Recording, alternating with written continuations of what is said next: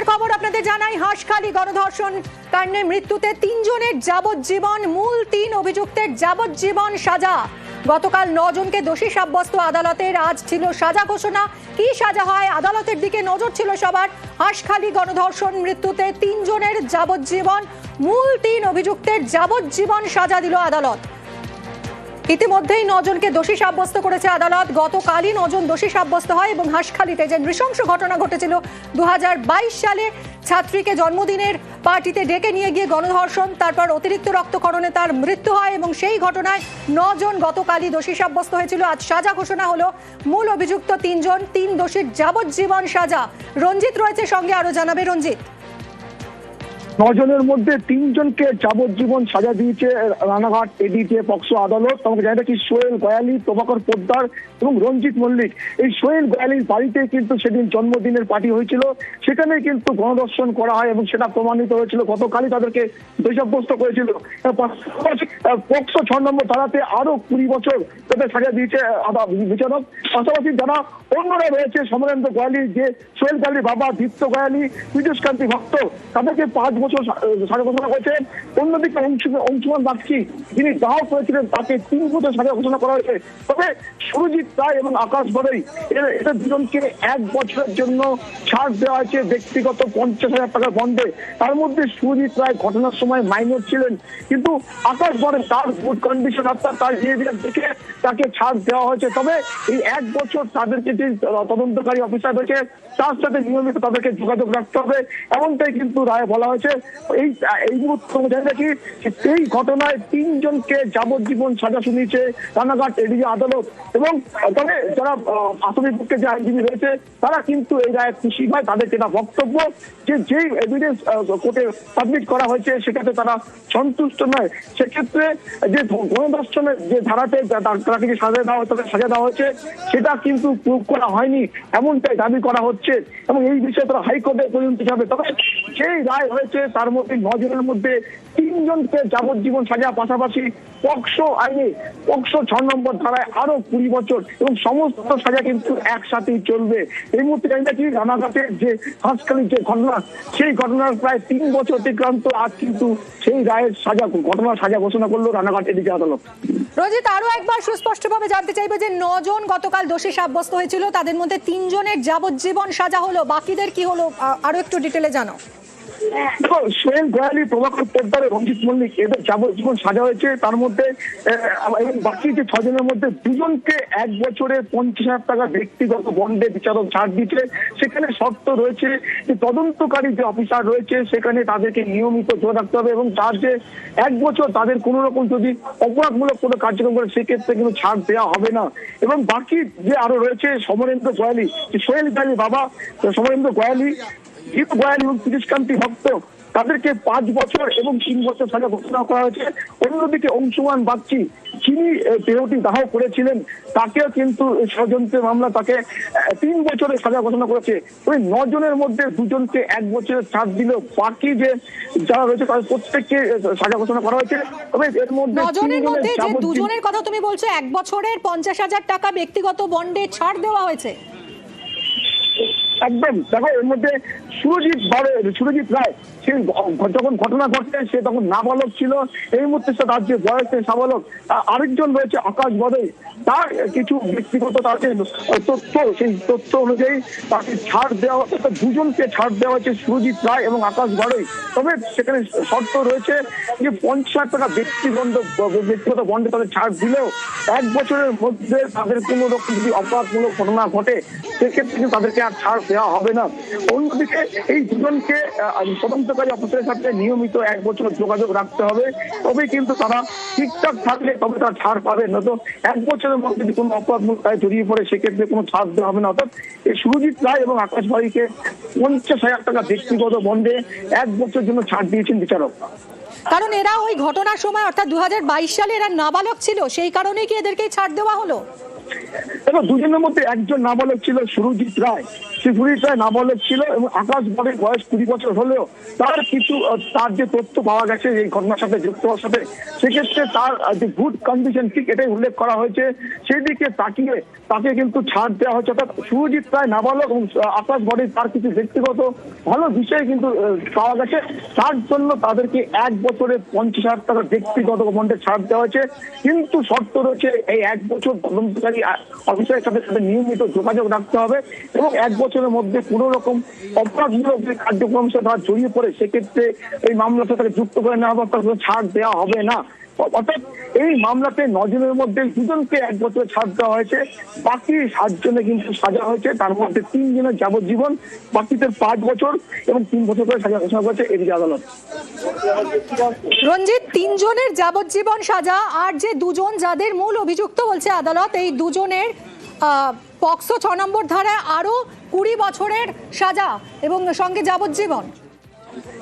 একেবারেই দেখো, সোহেল গয়ালি, প্রভাকর পোদ্দার এবং রঞ্জিত মল্লিক এদের বিরুদ্ধে 120B, 34, 201, 506, 304-2, 376 ডিএ, আইপিসি এবং পক্সো 6 এই ধারায় কিন্তু অভিযোগ প্রমাণিত হয়েছিল। তার মধ্যে 376 ডিএ গণধর্ষণ এই ঘটনার এই ধারাতে তাদেরকে যাবজ্জীবন সাজা ঘোষণা করা হয়েছে। অন্যদিকে পক্সো 6 নম্বর ধারায়, সেই ধারাতে তাদেরকে আরো 20 বছর সাজা ঘোষণা করা হয়েছে। বাকি যে ধারা রয়েছে সেখানে 7 বছর এবং 3 বছর করে তাদেরকে সাজা ঘোষণা করা হয়েছে। এই সমস্ত সাজায় কিন্তু একসাথে খাটতে হবে। ফলে এই ঘটনায় 9 জনের মধ্যে 3 জনকে যাবজ্জীবন সাজা ঘোষণা করেছে, বাকি 2 জনকে ছাড়। তার মধ্যে একজন ঘটনার সময় সে নাবালক ছিল, আর একজন তার কিছু তথ্য, সেই তথ্য ভালো ছিল বলে তাকে ছাড় দেওয়া হয়েছে। তবে 1 বছরের ব্যক্তিগত বন্ডে 50,000 টাকা ব্যক্তিগত বন্ডে ছাড়, নিয়মিত তাদেরকে যোগাযোগ রাখতে হবে তদন্তকারী অফিসারের সাথে। এবং বাকি যারা রয়েছে সমরেন্দ্র গয়ালি, দীপ্ত গয়ালি, পীযুষ কান্তি ভক্ত এবং অংশুমান বাগচি, তাদেরকে 5 বছর এবং 3 বছর করে সাজা ঘোষণা করা হয়েছে। এর মধ্যে তো জানি না কি সোহেল গয়ালি মূল অভিযুক্ত, যার জন্মদিনে পার্টিতে ঘটনা ঘটে, তার বাবা সমরেন্দ্র গয়ালি, তাকেও কিন্তু 5 বছর সাজা শুনিয়েছে বিচারক। ফলে এই মামলাতে 9 জনের মধ্যে 3 জনের যাবজ্জীবন, বাকিদের 5 এবং 3 এবং 2 জনকে একেবারে 1 বছরের জন্য ব্যক্তিগত 50,000 টাকা বন্ডে ছাড় দিয়েছে বিচারক। সঙ্গে থাকো রঞ্জিত। আজ কি সাজা ঘোষণা করে আদালত সেদিকে নজর ছিল, কারণ এতটাই নৃশংস এই ঘটনা। ছাত্রীকে জন্মদিনের অনুষ্ঠানে ডেকে নিয়ে গিয়ে সেখানে গণধর্ষণ এবং তারপর তাকে বাড়িতে ফেলে দিয়ে যাওয়া হয় এবং সেখানে অতিরিক্ত রক্তক্ষরণের কারণে মৃত্যু হয়েছিল তার। জোর করে তার দেহ দাহ করিয়ে দেওয়া হয়েছিল, নানাবিধ অভিযোগ ছিল এবং 9 জনকে গতকালই দোষী ঘোষণা করেছিল আদালত এবং আজ তাদের সাজা ঘোষণা। হাঁসখালি গণধর্ষণ মৃত্যুতে 3 জনের যাবজ্জীবন, মূল 3 জন দোষীর যাবজ্জীবন সাজা ঘোষণা।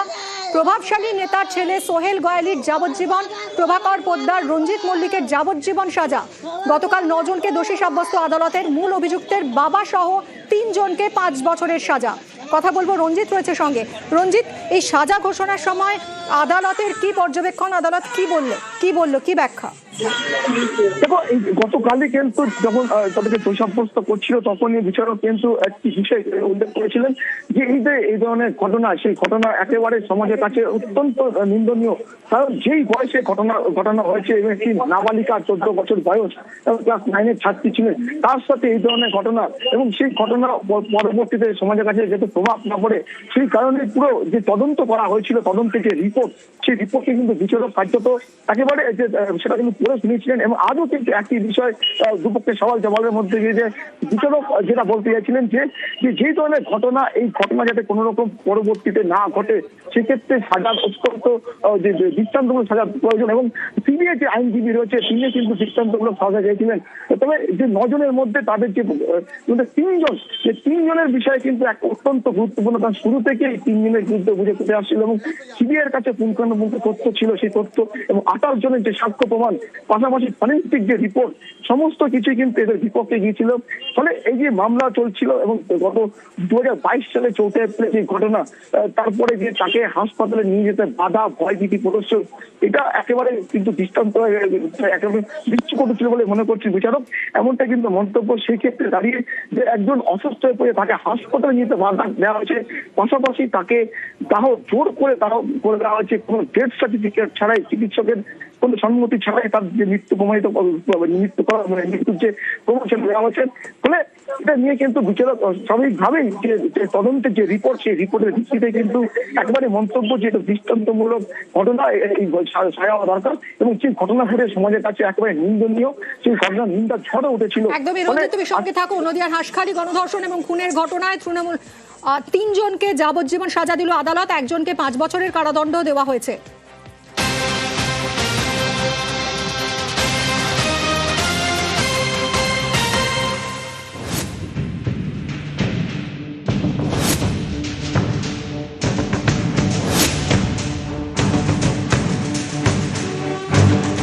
বন্ধুর জন্মদিনের পার্টিতে গিয়েছিল নাবালিকা, সেখানেই গণধর্ষণের অভিযোগ। বাড়ি ফেরার পর অতিরিক্ত রক্তক্ষরণে মৃত্যু। এখানেই শেষ নয়, অভিযোগ নাবালিকার বাড়িতে চাপ দিয়ে দ্রুত তড়িঘড়ি শেষকৃত্য করা হয়। 3 বছর আগের এই ঘটনায় সোমবার 9 জনকে দোষী সাব্যস্ত করল রানাঘাট মহকুমা আদালত।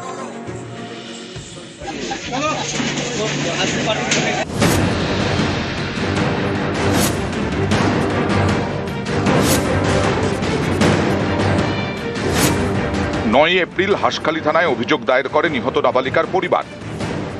বন্ধু সোহেল গয়ালির বাড়িতে জন্মদিনের পার্টিতে যায় ক্লাস 9-এর ছাত্রী। 10 এপ্রিল সেই সোহেল গয়ালিকে গ্রেফতার করা হয়। গ্রেফতার করা হয় সোহেলের এক বন্ধুকেও। 13 এপ্রিল কলকাতা হাইকোর্টের নির্দেশে তদন্তভার নেয় সিবিআই। সোহেলের বাবা সমরেন্দ্র গয়ালি এলাকার প্রভাবশালী নেতা বলে পরিচিত, তাকে গ্রেফতার করে সিবিআই। এরপর গ্রেফতার করে আরো 6 জনকে। সোহেলের বাবা সমরেন্দ্র গয়ালির বিরুদ্ধে অভিযোগ ওঠে যে সেই ছেলেকে বাঁচাতে নাবালিকার বাড়িতে চাপ দেয়, যার জেরে তড়িঘড়ি শেষকৃত্য করা হয়। মোট 28 জনের সাক্ষ্য গ্রহণ করে রানাঘাট মহকুমা আদালত। 2022-এই সিবিআই চার্জশিট দেয়, আর 2025-এর 22 ডিসেম্বর 9 জনকে দোষী সাব্যস্ত করল আদালত। মূল অভিযুক্ত সোহেল গয়ালি ও প্রভাকর পোদ্দার এবং রঞ্জিত মল্লিকের বিরুদ্ধে অনিচ্ছাকৃত খুনের ধারা দেওয়া হয়েছে। এছাড়াও রয়েছে গণধর্ষণ, ষড়যন্ত্রের অভিযোগ, পক্সো আইনের ধারা। সমরেন্দ্র গয়ালি সহ অন্য 6 জনের বিরুদ্ধে ষড়যন্ত্র, তথ্য প্রমাণ লোপাট সহ একাধিক অভিযোগ। নদিয়া থেকে রঞ্জিত সরকার, নিউজ 18 বাংলা।